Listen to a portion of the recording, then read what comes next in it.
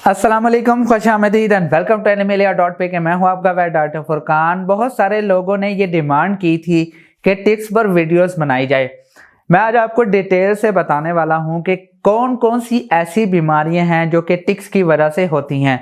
अब टिक्स क्या चीज़ है, समर सीजन के अंदर ख़ास तौर पे टिक्स काफ़ी ज़्यादा मौजूद होते हैं पपीज़ या डॉग्स के अंदर।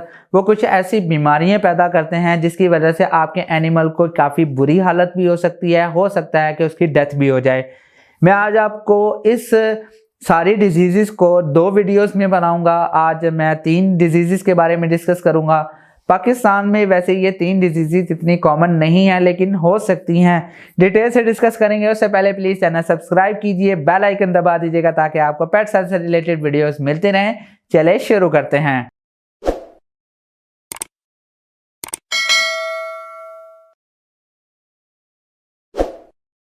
Welcome back. हम 3 बीमारियों के बारे में आज डिस्कस करेंगे। पहली बीमारी है लाइम डिजीज, दूसरी है कैनाइन एर्लिकियोसिस, तीसरी है कैनाइन एनाप्लाज्मोसिस।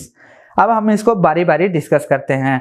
अब बात करते हैं जो लाइम डिजीज है उसके बारे में।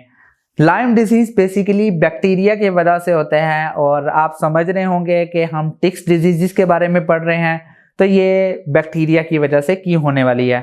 बेसिकली जो टिक्स हैं वो बेसिकली एज ए वेक्टर के तौर पे काम करते हैं। जैसे कि फॉर एग्जांपल अगर आप किसी भी शॉप से कोई चीज़ मंगाते हैं, अगर डिलीवरी बॉय उस सामान को आपकी तरफ लेकर आता है तो जो डिलीवरी बॉय है वो बेसिकली एक वेक्टर के तौर पे काम कर रहा है। बेसिकली टिक्स बैक्टीरिया को लेकर आते हैं और जो वेक्टर है वो हमारा टिक है जिसे हम कहते हैं डियर टिक। लाइम डिजीज के अंदर डियर टिक होता है और ये बैक्टीरिया की वजह से होता है। बेसिकली ये डॉग्स की बॉडी पर अटैच होते हैं तो जिसकी वजह से जो बैक्टीरिया है वो पेनिट्रेट हो जाता है, वो स्किन में चला जाता है जो इन्फेक्शन काज करता है। अब इसके अंदर इसके क्या क्या सिम्टम्स हैं। सिम्टम्स की बात करें तो उसमें हाई फीवर होगा, एनिमल की जो पूरी बॉडी है उसमें दर्द होगा, मसल के अंदर दर्द होगा, उसके जो लिम्फ नोड्स हैं वो स्वेल कर जाएंगे। इसके अलावा हो सकता है कि उसको डिफ़िकल्ट ब्रीदिंग हो और रिस्पिरेटरी प्रॉब्लम भी हो। लेकिन जो इसका ट्रीटमेंट है वो एंटीबायोटिक से ही होता है। इसके अलावा कुछ मल्टीविटामिन्स दिए जाते हैं। फ्लूइड थेरेपी, अगर एनिमल की काफ़ी हालत बुरी है, अगर वो कुछ खाना पीना नहीं कर रहा तो फ्लूइड थेरेपी भी दी जाती है। अब दूसरी बीमारी की बात करते हैं जिसे हम कैनाइन एर्लिकियोसिस कहते हैं।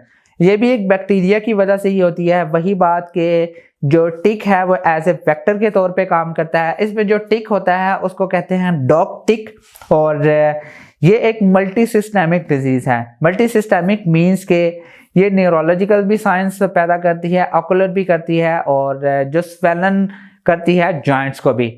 और तीनों सिस्टम पर इफेक्ट करने के बाद ये रेस्पिरेटरी सिस्टम के भी कुछ इलामात आती हैं, लाइक ब्रीदिंग डिफ़िकल्टीज़, हो सकता है कि नाक से पानी बहना शुरू हो जाए। इसके अलावा हो सकता है कि उसका फीवर ज़्यादा हो जाए, उसके मसल स्टिफ कर जाएं, यानी उसके अंदर दर्द आना शुरू हो जाए और एनिमल से ज़्यादा चला ना जाए और हो सकता है कि उसका खाना पीना भी कम हो जाए। इसके अंदर भी जो ट्रीटमेंट किया जाता है वो एंटीबायोटिक से ही किया जाता है और आपके एनिमल को काफ़ी लंबे अरसे तक एंटीबायोटिक्स दी जाती हैं, कम से कम 5 से 7 दिन तक। और अगर एनिमल की ज़्यादा हालत ख़राब है तो उसको ड्रिप्स पे रख दिया जाता है। अब बात करते हैं कैनाइन एनाप्लाज्मोसिस की। कैनाइन एनाप्लाज्मोसिस बेसिकली ह्यूमंस में भी होता है। अब इसकी 2 टाइप्स होती हैं। ये होता वैसे बैक्टीरिया की वजह से ही है लेकिन इसकी 2 स्पीशीज़ हैं जो कि इंसानों को भी इफ़ेक्ट करती हैं। इसके अलावा ये जानवरों को भी इफ़ेक्ट करती हैं। अब इसमें जो पहली है जो कि ह्यूमंस में इन्फेक्ट करती है वो है एनाप्लाज्मा फेगोसाइटोफिलम और जो दूसरी है जो कि जानवरों को इफेक्ट करती है वो है एनाप्लाज्मा लाइटिस। अब बेसिकली इसके भी साइन सिम्टम्स वही हैं जो कि कैनाइन एर्लिकियोसिस के हैं और ऑलमोस्ट वही साइन सिम्टम्स आते हैं, लाइक न्यूरोलॉजिकल भी आ सकते हैं, ऑकुलर भी आ सकते हैं, स्वलन जॉइंट्स भी हो सकता है। इसके अलावा फीवर भी हो सकता है और ये भी बैक्टीरिया की वजह से होता है और 2 स्पीशीज़ हैं और ये इसमें भी जो बेसिकली जो टिक्स हैं वो एज ए वेक्टर के तौर पे काम करते हैं। और जो टिक्स बॉर्न डिजीजेज हैं, यानी जो टिक्स की वजह से डिजीजेज होती हैं, उसको हम टिक बॉर्न फीवर कहते हैं या टिक बॉर्न डिजीजेज कहते हैं, क्योंकि ज़्यादातर टिक बॉर्न डिजीजेज के अंदर फीवर होता है, तो इसलिए इसको टिक बॉर्न फीवर भी कहा जा सकता है। इसके अलावा नेक्स्ट वीडियो के अंदर हम बाकी 3 जो इतनी भी डिजीजेज हैं उसके बारे में डिटेल से डिस्कस करेंगे।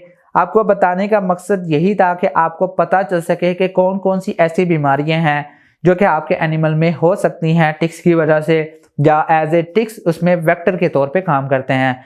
नेक्स्ट डिजीज़ के अंदर जो कि बबीजियोसिस के नाम पे है, और ये पाकिस्तान में बहुत ज़्यादा कॉमन है, जो कि इस टाइम ख़ास तौर पे टिक्स में आना शुरू हो गए हैं। तो इस टाइम ये डिसीज़ बहुत ज़्यादा कॉमन हो चुकी है और आइंदा आने वाले दिनों के अंदर ये बहुत ज़्यादा कॉमन हो जाएगी पाकिस्तान या इंडिया के अंदर, जहाँ पे गर्मी ज़्यादा होती है और जहाँ पे टिक्स काफ़ी वाफर मिकदार में मौजूद होते हैं। मैं उम्मीद करता हूँ कि आपको सारे पॉइंट समझ आ गए होंगे। अगर आपका कोई क्वेश्चन है या आप मुझसे कुछ पूछना चाहते हैं तो आप मुझसे कमेंट में भी पूछ सकते हैं, और animalia.pk के नाम से आप इंस्टाग्राम पर आप मुझसे वहां पर भी पूछ सकते हैं। मैं उम्मीद करता हूं कि आपको वीडियो पसंद आई होगी। अगर पसंद आई है तो प्लीज़ लाइक कीजिए, शेयर कीजिए और प्लीज़ इस चैनल को ज़रूर सब्सक्राइब कीजिएगा। नेक्स्ट वीडियो में मिलते हैं। खुदा हाफिज़।